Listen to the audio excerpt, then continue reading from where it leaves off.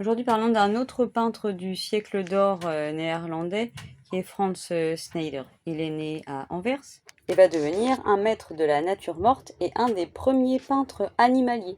Ceci dit, il a démontré durant sa formation, notamment durant son voyage en Italie, qu'il était tout à fait capable de peindre des portraits d'humains. Il va vivre dans son travail en étroite collaboration avec Van Dyck et avec Rubens. Ce dernier admirait beaucoup la capacité de Snyders de peindre notamment les fourrures des animaux et de rendre tellement réaliste ceux-ci. Si bien qu'entre eux s'établit une collaboration où tantôt Rubens va laisser une petite esquisse pour indiquer à Snyders où il doit venir réaliser son travail, les animaux, les végétaux, ou alors à l'inverse, Snyders peut réaliser le tableau et laisser une partie vide où Rubens va venir réaliser sa partie, ici un visage que nous allons voir avec cette tête de méduse.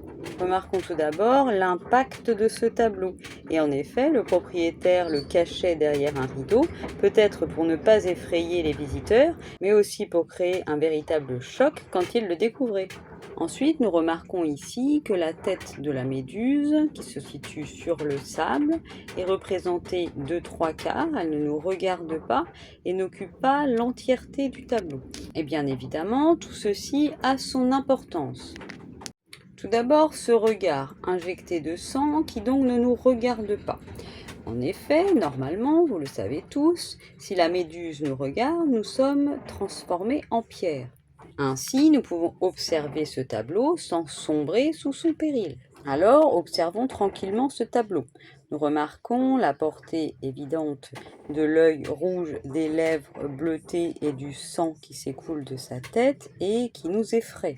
Et c'est d'ailleurs ce sang, ces gouttes de sang, qui viennent sur le sol et se transforment en serpents, et reptiles de toutes sortes, réalisés avec brio tout comme le paysage alentour par Snyders, dans la minutie appliquée pour représenter les animaux, mais toutefois il y a une part mythologique puisque à droite nous voyons des bébés serpents qui naissent en crevant le ventre de leur mère. De plus, il a choisi de représenter un amphisbène, animal qui, s'il existe, est aussi présent dans de nombreux mythes. C'est le petit reptile qu'on voit juste sous la tête de la gorgone à peu près au centre, qui a une tête et une queue qui ressemble à sa tête. Notons que c'est à partir de la Renaissance qu'on a recommencé à peindre la méduse avec des reptiles autour de la tête. Au Moyen-Âge, on ne la représentait que comme une guerrière de conte. On se retrouve bientôt. Avant cela, effrayez-vous encore avec la méduse du Caravage.